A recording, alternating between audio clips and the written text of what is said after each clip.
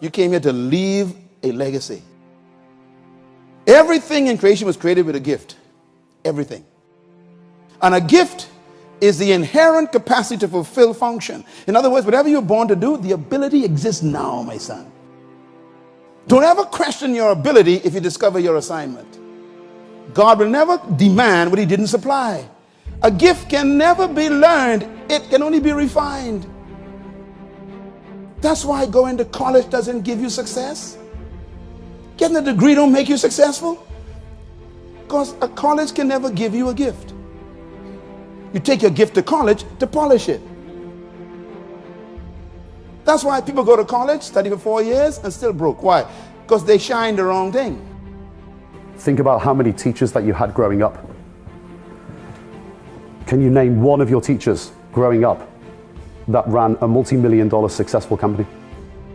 Of course not. They didn't go with their gift in their head and they studied the wrong subject and now they hate what they studied. There are people who got a degree in the wrong thing. All that money you spent in the wrong subject because you didn't know your gift. These last two are very important. The gift is the source of value to the created thing. Oh, please hear me. You know what makes oxygen so important? It gives us life. You know what makes the sun so important? It gives us gamma rays, ultraviolet rays that provide chlorophyll for the plant to give us oxygen. So the sun is very important, it's valuable. In other words, your value is in your function. And that's how it works. If you don't feel valuable, it could be because we don't know why you are here. You know, you here all these years, we didn't know why. You're taking up space. You're wondering why we walking past you, because we don't know why you're here. You can't ignore something if you know its value. And its value is in what? Its function. I mean, when your car's on E, I know you want to drive past that gas station, but that gas station got you. You got to pull into that fuel station. Why? Because it has something you need. The value is based on the purpose of the thing. Why were you born? What is your gift, your management gift? Purpose determines your value. A lack of self-discipline is a lack of knowing what you want in life. And when you don't know what you want, you won't have any self-discipline power to get there. And by the way, let me just warn you too. When you start being notarized for your gift, don't take it seriously. Because it ain't you they're interested in. You know, humility is sensibility. You stay humble because you know you don't come to me because you like me. You like what I got, that's all. When you go to a mango tree, you don't go to the leaves, you don't care about the branches, you don't even look at the bark. You go for what? The fruit. See, when you discover your gift, you even ain't got to look for followers. They find you. People bring their monies to you when you find your gift and start delivering it. A man's gift makes room for him. That means it forces space in the universe. They can't ignore you. Study yourself. This thing about business. Business is born when the solution is discovered. Your value comes from that solution. So don't seek business, seek solutions and seek problems, and then you begin to find attraction to your value. Whoever solves problems become wealthy. This is the heart of it. So businesses are all around us. The more problems in the world, the more business that exists. You know, when 9/11 took place some years ago, the airplanes hit that thing. Man, they shut down all the airlines.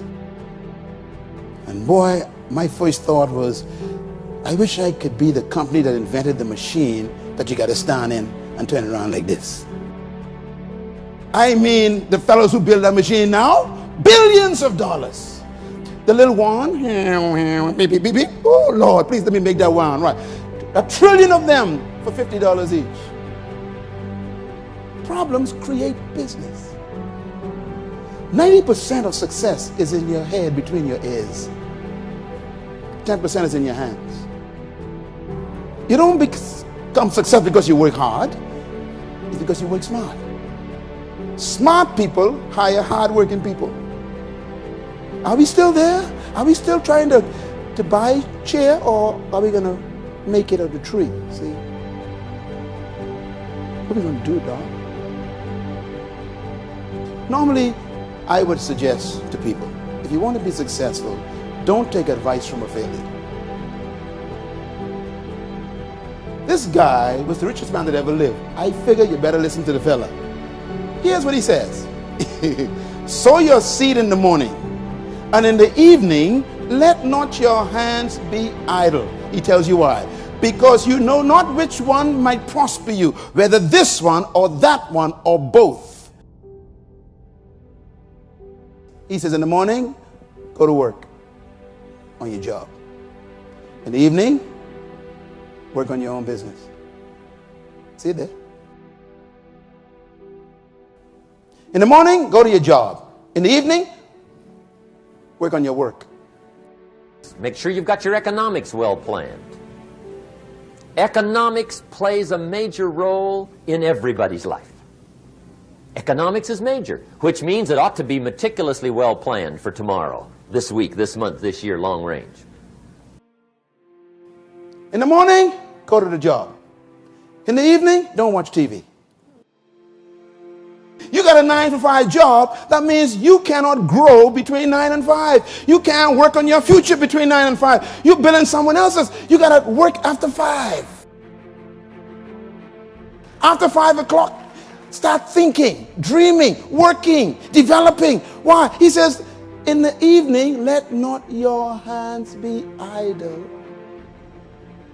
I'm just going to bed at 4 a.m. My wife will tell you, but because you can't build your future by going to bed for 8 hours.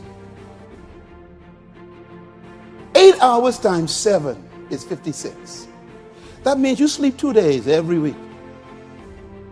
No, this is serious business. You never thought about it. You sleep 2 days every week. Most successful people build their lives while you are sleeping. Sow your seed in the morning. Boy, Bahamians love 5 o'clock. Get out of my way. Where you going? Home. That's about it. Just home. We're so busy going home, we don't go to our destiny. Starting tomorrow, new project. Take a new inventory. And make sure that all of your talent and ability and mentality and ingenuity and vitality and strong feelings, faith, courage, make sure that all you've got's being used. Otherwise, you lose. Our lives are mostly affected by the way we think things are, not the way they are. The way we think they are affects us most. And Shoaff taught me that the mind is like a factory, a mental factory. And whatever you think about all day long pours ingredients into this mental factory. And that's what builds the economic, social, financial fabric of your life. I don't want you to begin to just psych yourself out. No. I want you to be able to say something to yourself that will enable you to maintain a level of integrity with yourself.